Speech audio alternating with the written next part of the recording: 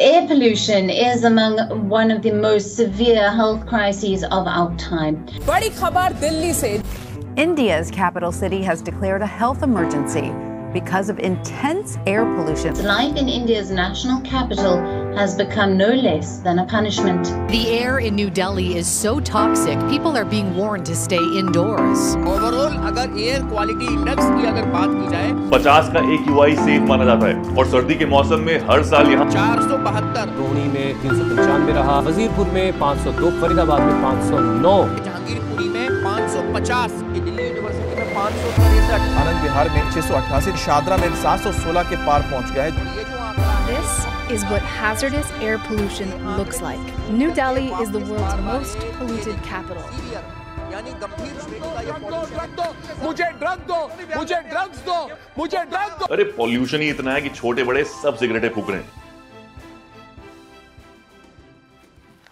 दिल्ली का air pollution इतना खराब होते जा रहा है कि एक दिन में लगभग 30 सिगरेट पीने जैसा है। यूएस बेस्ड एक रिसर्च ग्रुप एपी की एक रिपोर्ट में कहा गया है कि लगभग 660 मिलियन लोग जो उत्तरी भारत में रहते हैं, जो कि भारत की आबादी का लगभग 40% है, मौजूदा पोल्यूशन लेवल्स को देखते हुए अपनी जीवन का औसतन 8 साल खो रहे हैं।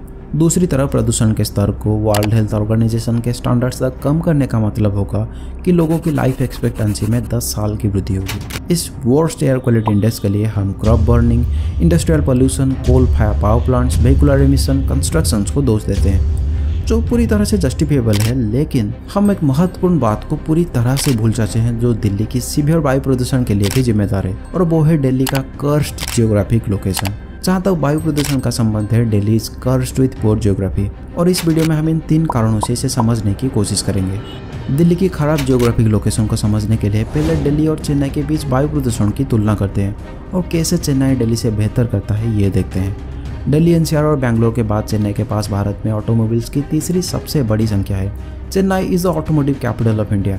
Some of the biggest automobile manufacturers in the world like Royal Enfield, BMW, Hyundai, Daimler, Renault, Volvo, Ashok Leyland have factories there. राज्य में 2 पेट्रोलियम रिफाइनरीज हैं और हजारों छोटी और भारी इंडस्ट्रियल यूनिट्स भी हैं। तमिलनाडु में कई कोयले से चलने वाले पावर प्लांट्स भी है, और फिर भी इस मेगा सिटी में बड़े पैमाने पर सांस लेने वाली हवा है जिसमें moderate level of particulate matter होते हैं। वाई? क्योंकि बे ऑफ बंगाल से आने वाली हवाएं शहर की एयर क्वालिटी के लिए एक कंटिन्यूस रीसेट बटन की तरह काम करती हैं। एक कोस्टल शहर होने के कारण हवा वायु प्रदूषकों को इससे दूर ले जाती है। बट दिल्ली जियोग्राफिक लोकेशन सक्स। दिल्ली की इस कर्स्ड जियोग्राफिक लोकेशन को इन 3 मुख्य कारणों से समझा जा सकता है। आइए एक एक करके चर्चा करते हैं।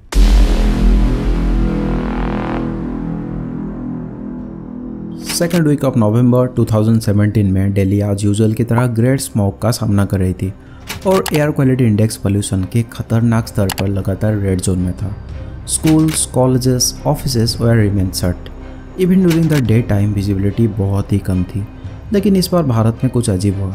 According to an Indian organization SAFAR, उन स्पेसिफिक डेज में दिल्ली में हुई पार्टिकुलेट पोल्यूशन का 40% जिम्मेदार एक मल्टी डे डस्ट स्टॉर्म था जो मिडिल ईस्ट में कुछ दिन पहले अक्टूबर 2017 में ओरिजिनेट हुआ था, और ठंडी हवा ने धूल को भारत तक पहुँचाया था।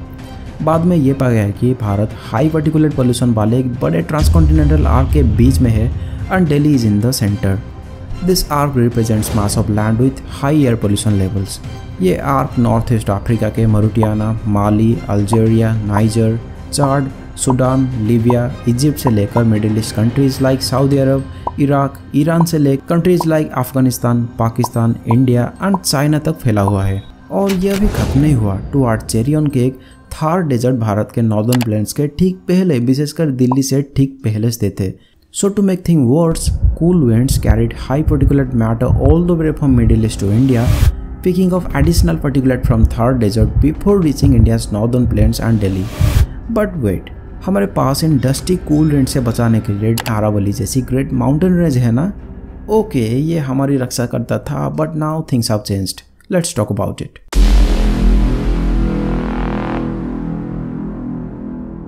पिछले कई वर्षों से अरावली पूर्वी राजस्थान की उपजाऊ मिट्टी की ओर थर डेजर्ट को आगे बढ़ने और इंडो गैंगेटिक प्लेन में धूल को प्रवेश करने से रोकने के खिलाफ मजबूती से खड़ी हुई है। लेकिन हम अरावली को खतरनाक रेट से डिस्ट्रॉय कर रहे हैं और पिछले 4 दशकों में ये 40% कम हो गई है और ये 2 बड़ी प्रॉब्लम पैदा कर रहे हैं। Number 1, deforestation and development activities के वजह से होने वाली अत्यधिक सॉइल इरोजन के कारण अरावली धीरे धीरे बंजर और वनस्पति विहीन पथरीले पहाड़ों की ओर बढ़ रही है। So without any barrier now dusty winds can easily move towards north. इसके साथ दिल्ली और गुड़गांव जैसे शहर डिफोरेस्टेशन का सामना कर रहे हैं। So ground water scarcity, temperature increase and dust pollutants rise जैसी समस्या देखा दे रही है। नंबर 2, एक सर्वे में पता चला है कि अरावली पहाड़ियों पर 12 आइडेंटिफाइड गैप के माध्यम से रेगिस्तानी रेत नॉर्थ ईस्ट प्लेन की ओर बढ़ रही है। तो पार्टिकुलेट पोल्यूटेंट्स आसानी से जमीनी और हवा दोनों तरफ से यात्रा कर रहे हैं टुवर्ड्स नॉर्थ ईस्ट प्लेन्स। यदि अरावली गिरावट का सामना करना जारी रखेगी, थर्ड डेजर्ट अपने एरियाज को विस्तार करता रहेगा और डस्ट स्ट्रम अधिक बाहर होगी, जिससे वायु प्रदूषण अधिक होगा।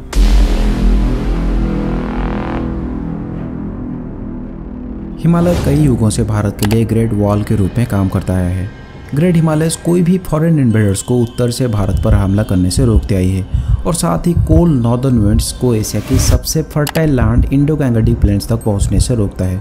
अदरवाइज इसने भारत की उपजाऊ भूमि को टिबेटियन प्लाटू की तरह कोल्ड डेजर्ट में बदल दिया होता। लेकिन हिमालय भारत की उत्तरी मैदानों के लिए एक बहुत बड़ा नुकसान भी करती है। मिडिल ईस्ट से पॉल्यूटेंट्स लाने वाले कोल्ड विंड्स थर्ड डेजर्ट से अधिक पॉल्यूटेंट्स उठा के बिना कोई अरावली माउंटेन्स की बाधा के उत्तर की ओर बढ़ते हैं और वो हिमालय के ठीक पहले फंस जाते हैं और आगे नहीं जा पाते।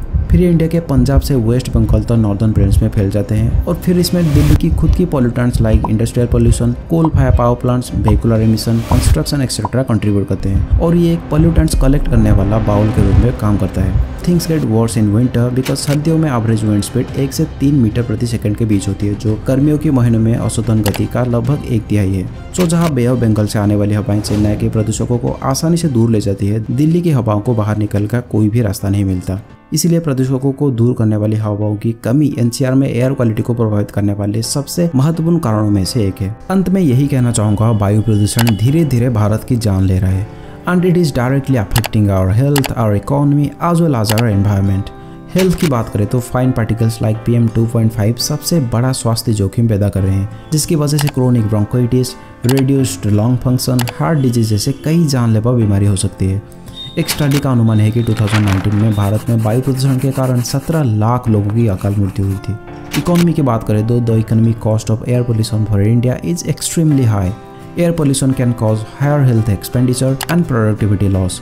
ये वर्क प्लेस एफिशिएंसी को कम करता है और एक ग्रोइंग बिजनेस डेस्टिनेशन के रूप में भारत की छवि को प्रभावित करता है। एनवायरनमेंट की बात करें तो वायु प्रदूषण विशेष रूप से सल्फर एंड नाइट्रोजन एमिशन, साथ ही जमीनी स्तर का ओजोन नेचुरल इकोसिस्टम को कार्य करने और ग्रो करने की क्षमता को प्रभावित करता है।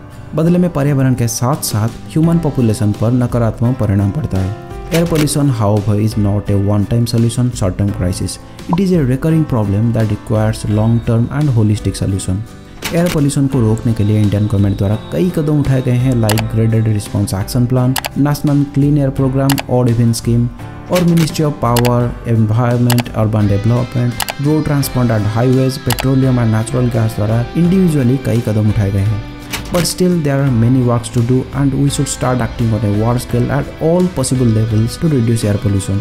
दोस्तों, अगर आपको ये वीडियो पसंद आया है तो अपने दोस्तों के साथ शेयर करें और भारत के बारे में और जानने के लिए स्टोरी मैप्स को सब्सक्राइब करें। See you in the next video. Till then, bye.